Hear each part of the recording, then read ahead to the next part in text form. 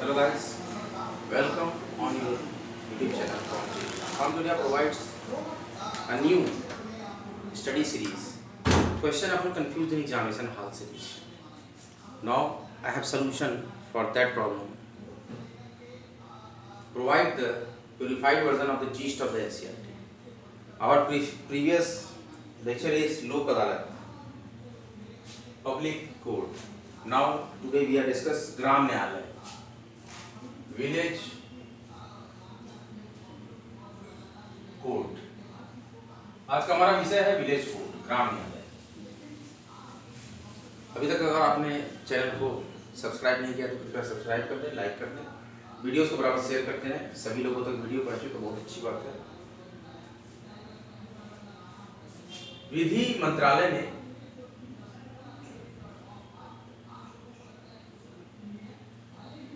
प्रत्येक ग्राम तक न्याय पहुंचाने के लिए विधि मंत्रालय ने प्रत्येक ग्राम तक आम जनता में गांव तक भी न्याय पहुंचाने के लिए ग्राम न्यायालय अधिनियम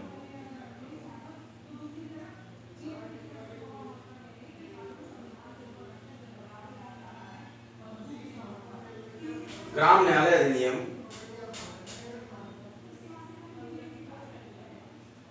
2008 कौन सा न्यायालय अधिनियम लगाया? विधि और न्याय मंत्रालय ने हर आम जनता तक गांव-गांव तक न्याय पहुंचाने के लिए ग्राम न्यायालय अधिनियम 2008 संसद में पारित किया। किस सन में पारित किया? 2008।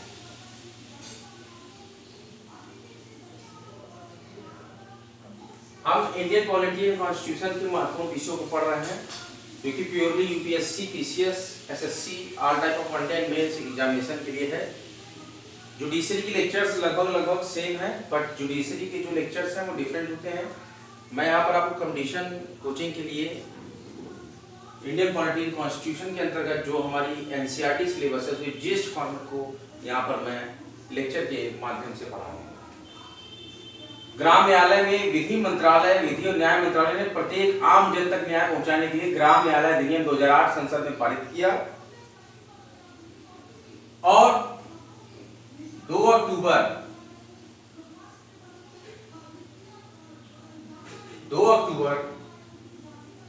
2009 से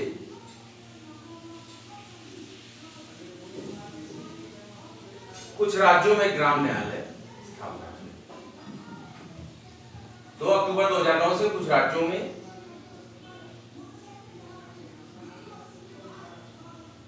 ग्राम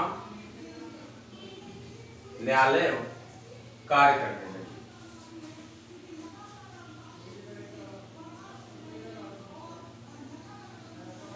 विधि और न्याय मंत्रालय ने आम जन तक न्याय पहुंचाने के लिए ग्राम न्यायालय अधिनियम 2008 संसद में पारित किया और 2 अक्टूबर 2009 से कुछ राज्यों में ग्राम न्यायालय कार्य करने लगे। इस न्यायालय में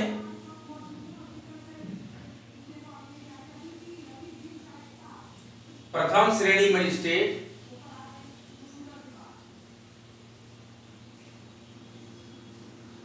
ग्राम न्यायालय में प्रथम श्रेणी मजिस्ट्रेट लेवल का जज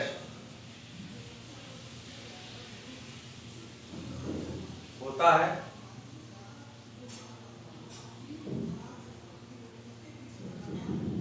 जिसको न्यायाधिकारी कहते हैं।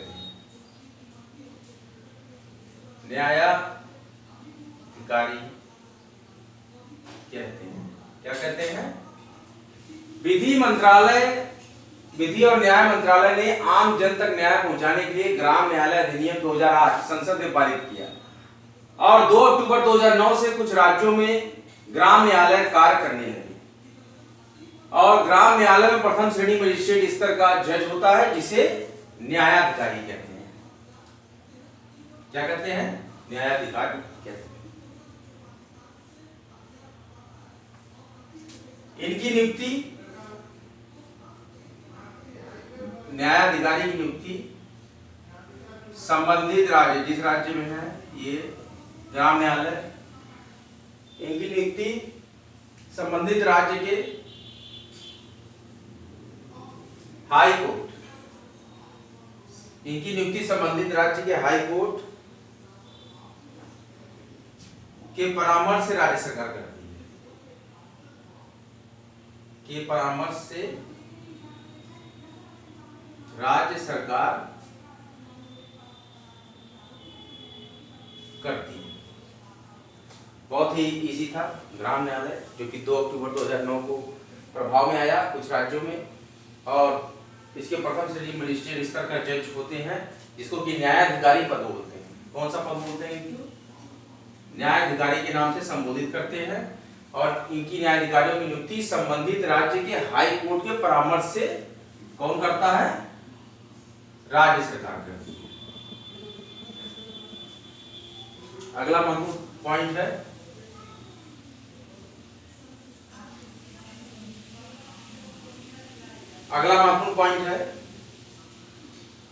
ग्राम न्यायालय दोनों तरह के केस को देखती है। ग्राम न्यायालय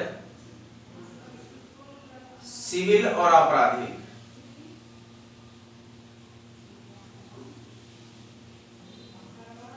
दोनों प्रकार की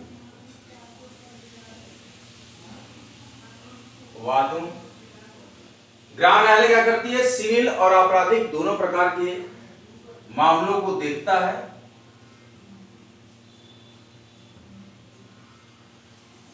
ग्राम न्यायालय सिविल और आपराधिक दोनों प्रकार के मामलों को देखता है, और इसकी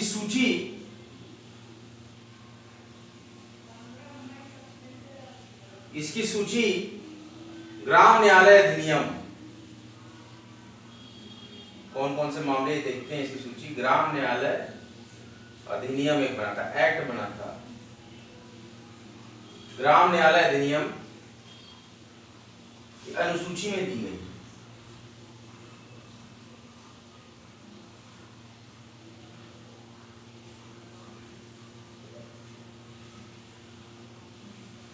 ग्राम न्यायालय सिविल और आपराधिक दोनों प्रकार के वादों को देखता है, और इसकी सूची ग्राम न्यायालय अधिनियम की अनुसूची में दी गई है।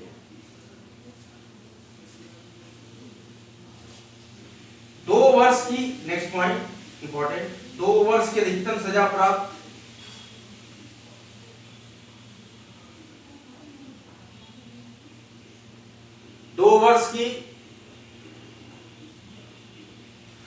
अधिकतम सजा वाले राज्यों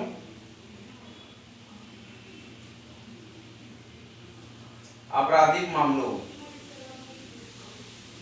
2 वर्ष की अधिकतम सजा वाले आपराधिक मामलों को देखता है ग्राम न्यायालय।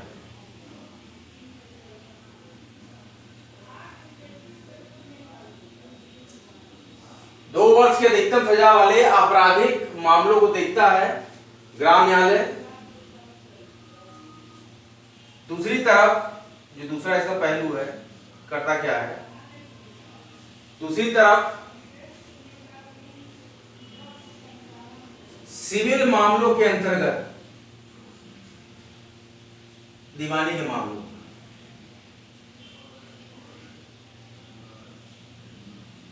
सिविल मामलों के अंतर्गत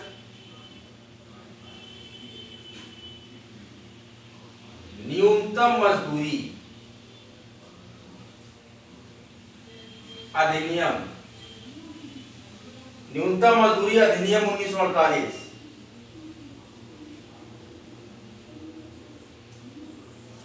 और वहीं दूसरी तरफ ग्राम न्यायालय सिविल मामलों के अंतर्गत न्यूनतम मजदूरी अधिनियम 1948, सिविल अधिकार संरक्षण अधिनियम, सिविल अधिकार संरक्षण अधिनियम, सिविल अधिकार संरक्षण अधिनियम 1955 को, और बंधुआ मजदूरी उन्मूलन, बंधुआ मजदूरी उन्मूलन अधिनियम 1976, अधिनियम 1976, घरेलू हिंसा में महिलाओं का संरक्षण, ये सारे केस देखता है। ये घरेलू हिंसा में, नोट डाउन करिए अपनी नोटबुक में, महिलाओं का संरक्षण, घरेलू हिंसा में महिलाओं का संरक्षण, अधिनियम 2005, अधिनियम 2005 के अंतर्गत आने वाले मामलों को भी देखता है। इतने अधिनियम के अंतर्गत आने वाले मामलों को भी ग्राम न्यायालय देखता है। आने वाले मामलों को भी देखता है। देखिए, विधि और कानून मंत्रालय ने आम जन तक न्याय पहुंचाने के लिए ग्राम न्यायालय अधिनियम 2008 संसद ने पारित किया और इसमें 2 अक्टूबर 2009 से कुछ राज्यों में ग्राम न्यायालय कार्य करने लगे और ग्राम न्यायालय में प्रथम श्रेणी मजिस्ट्रेट स्तर का जज होता है जिसे न्यायाधिकारी कहते हैं और इस न्यायाधिकारी की नियुक्ति संबंधित राज्य के हाई कोर्ट के परामर्श से राज्य सरकार करती है। कौन करता है? राज्य सरकार करती है। और ग्राम न्यायालय सिविल और आपराधिक दोनों प्रकार के वादों को देखता है और इसकी सूची ग्राम न्यायालय अधिनियम की अनुसूची में दी गई है। पहले पहलू की बात करें तो 2 वर्ष की अधिकतम सजा वाले आपराधिक मामलों को ग्राम न्यायालय देखता है और दूसरी तरफ सिविल मामलों के अंतर्गत ये न्यूनतम मजदूरी अधिनियम 1948, सिविल अधिकार संरक्षण अधिनियम 1955, बंधुआ मजदूरी उन्मूलन अधिनियम 1976 और घरेलू हिंसा में महिलाओं का संरक्षण अधिनियम 2005 के अंतर्गत आने वाले मामलों को भी विलेज कोर्ट देखता है, ग्राम न्यायालय देखता है।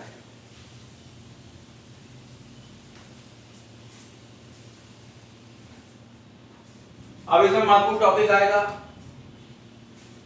अभी मैं मिटा रहा हूं, यहां से फिर हम स्टार्ट करते हैं अगला point. I hope you all note down on your notebook important points of given lecture. Now, ग्राम न्यायालय में सिविल मामलों में ग्राम न्यायालय में आपसी समझौते से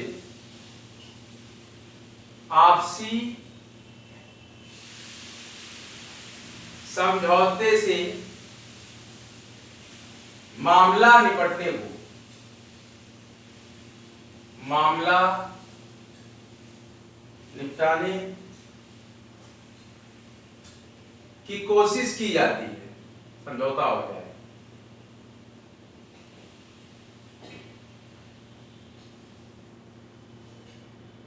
मामला ग्राम न्यायालय में आपसी समझौते से मामला निपटाने की कोशिश की जाती है। तो आपराधिक मामलों में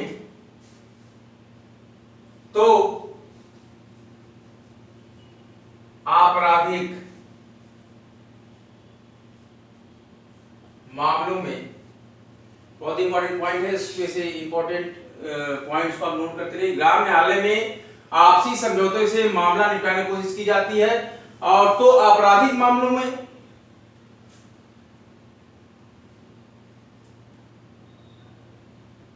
प्ली बोगनिंग,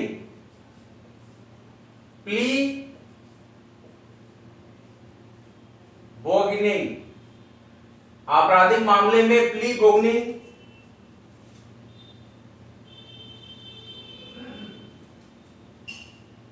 के माध्यम से एक प्रोसेस है प्ली बोगनिंग के माध्यम से अभियुक्तों को अपना आपराधिक होगा तो अभियुक्तों को अपना अपराध स्वीकार करने का मौका दिया जाता है।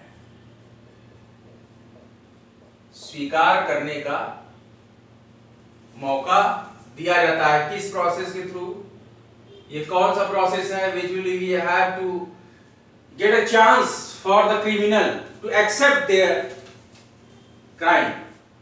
That process is known as plea बोगेनिंग।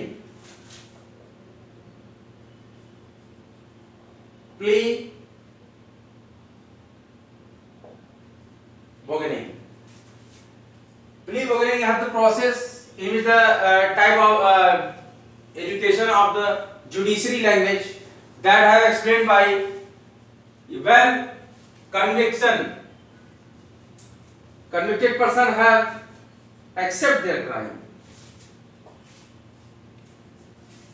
have a chance to accept their crime is known as plea bargaining.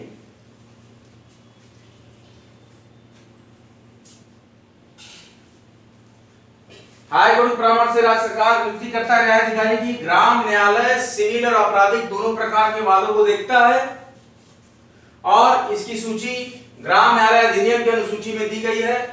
एक तरफ 2 वर्ष की अधिकतम सजा वाले आपराधिक मामलों को देखता है ग्राम न्यायालय, और दूसरी तरफ सिविल मामलों के अंतर्गत वह न्यूनतम मजदूरी अधिनियम 1948, सिविल अधिकार संरक्षण अधिनियम 1955, बंधुआ मजदूरी उन्मूलन अधिनियम 1976, घरेलू हिंसा में महिलाओं का संरक्षण अधिनियम 2005 के अंतर्गत आने वाले मामलों को भी देखता है।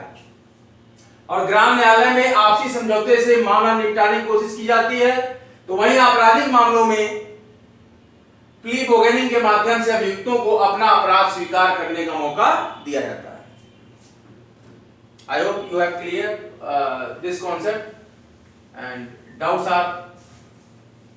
doubt will be always clear.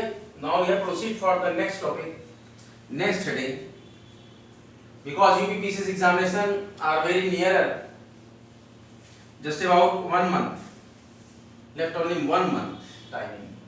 That have we proceed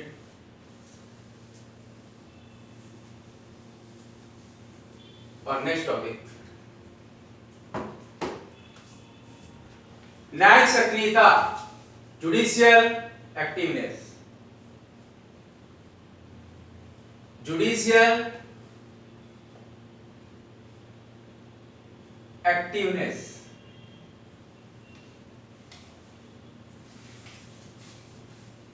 न्यायिक सक्रियता,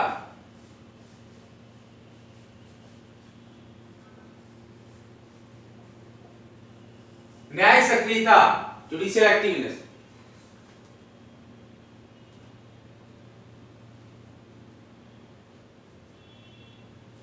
न्यायपालिका के कार्यों में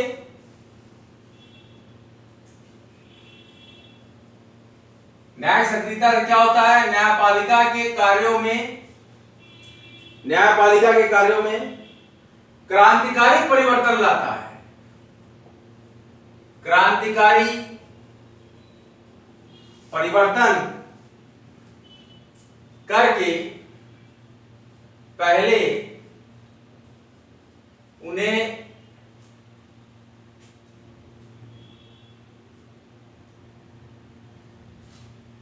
पहले से अधिक क्रांतिकारी परिवर्तन करके न्यायपालिका को उनके कार्यों के द्वारा इनको पहले से अधिक, किसको? न्यायपालिका को। तो सक्रियता का क्या उद्देश्य होगा? देखिए कि न्यायपालिका को पहले से अधिक जनोन्मुखी बना दिया,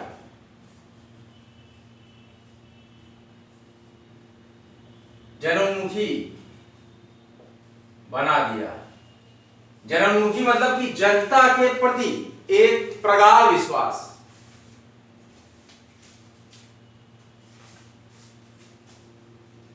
फेथ फॉर सिटीजन्स, जो कि नागरिक उस पर फेथ करते हैं, विश्वास करते हैं। तो ये होता है जनोन्मुखी, जनता के लिए उन्मुखी। किस केस में? क्रांतिकारी परिवर्तन किया न्याय के क्षेत्र में। तो इस प्रकार की एक्टिविटी को बोलते हैं जुडिशियल एक्टिवनेस।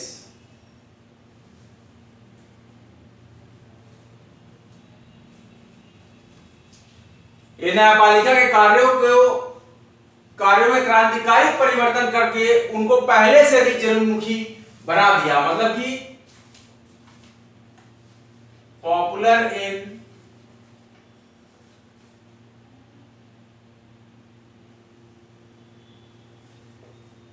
सिविलियंस, लोगों में पॉपुलर, चर्चित, जनता के लिए उन्मुख होना। भारत में न्यायिक सक्रियता का, ये सेकंड पॉइंट हम डील कर रहे हैं, second asterisk point, first asterisk point न्यायपालिका की विशेषता को हमने बताया। अब इसके बाद हम इसको एलिब्रेट करेंगे। भारत में न्यायिक सक्रियता का मुख्य साधन कौन है? भारत में न्यायिक सक्रियता का मुख्य साधन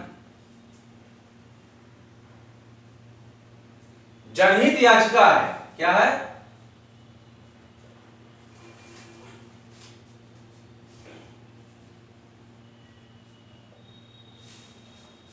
पब्लिक लिटिगेशन, जनहित याचिका है, या सामाजिक व्यवहार। क्या है? सोशल बिहेवियर, याचिका यानी सोशल एक्शन लिटिगेशन।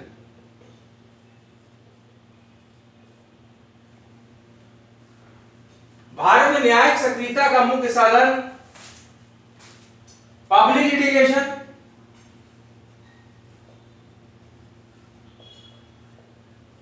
और social action litigation. The main source of the judicial activeness in India. First, public litigation. Second, social action litigation. जनसेवा का भाव, थर्ड स्टेट पॉइंट है, बहुत इंपॉर्टेंट है। जनसेवा का भाव रखने वाले नागरिकों को, जनसेवा का भाव, जनसेवा का मतलब जनता की सेवा करना चाहता है, दूसरे की मदद करना चाहता है। जनसेवा का भाव रखने वाले नागरिकों को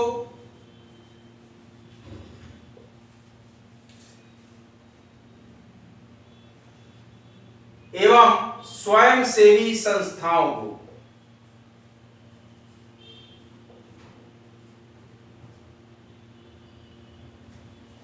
संगठनों ने, स्वयंसेवी संगठनों ने जनसेवा का भाव रखने वाले नागरिकों एवं स्वयंसेवी संगठनों ने अधिकारों को रक्षा, अधिकारों की रक्षा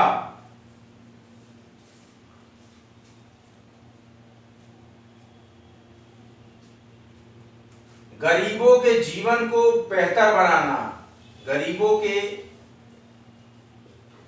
जीवन को और बेहतर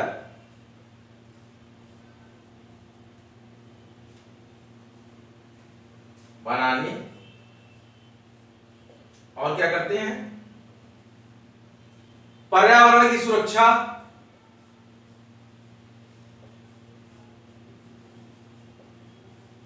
पर्यावरण की सुरक्षा एवं लोकहित से जुड़े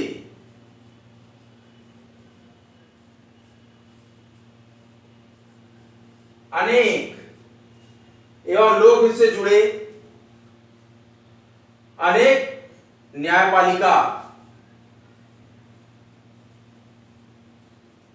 अनेक न्यायपालिका से हस्तक्षेप की मांग की। इस मामलों में आप हस्तक्षेप करिए। जन सेवा का भाव रखने वाले नागरिकों और स्वयंसेवी संस्था, स्वयंसेवी संगठनों ने अधिकारों की रक्षा के लिए, गरीबों के जीवन को और बेहतर बनाने के लिए, पर्यावरण की सुरक्षा के लिए और लोकहित से जुड़े अनेक कारणों के लिए न्यायपालिका से हस्तक्षेप की मांग की। जनहित याचिका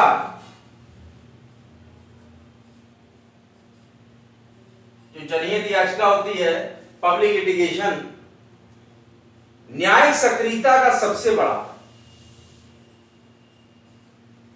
न्यायिक सक्रियता का सबसे प्रभावी साधन हो गया है, सबसे प्रभावी साधन हो गया है। We have discussed the judicial activeness, न्यायिक सक्रियता। न्यायिक सक्रियता क्या है?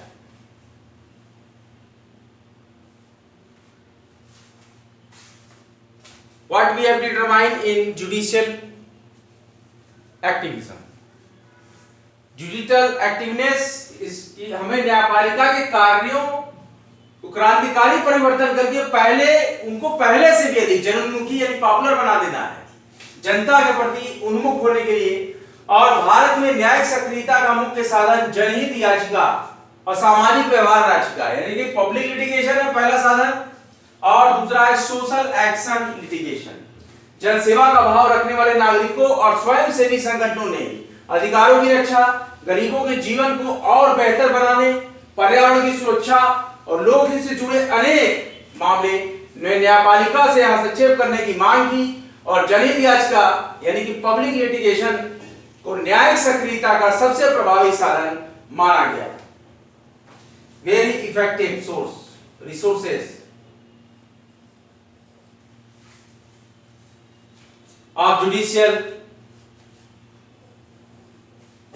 activism. Who? The public litigations. Public litigation जो है जुडिशियल एक्टिविज्म का सबसे इफेक्टिव सोर्स है।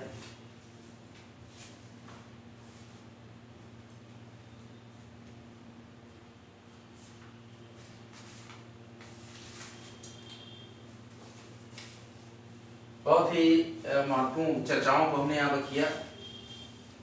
काफी दिनों से चलता रहा हमारा इंडियन पॉलिटी और कॉन्स्टिट्यूशन का यह महत्वपूर्ण लेक्चर। आपको कैसा लग रहा है लिखिए, कमेंट बॉक्स में लिखा करिए। आप लेक्चर सुनने के दौरान अपनी समस्याओं को बता सकते हैं, लिख सकते हैं आप कमेंट बॉक्स में।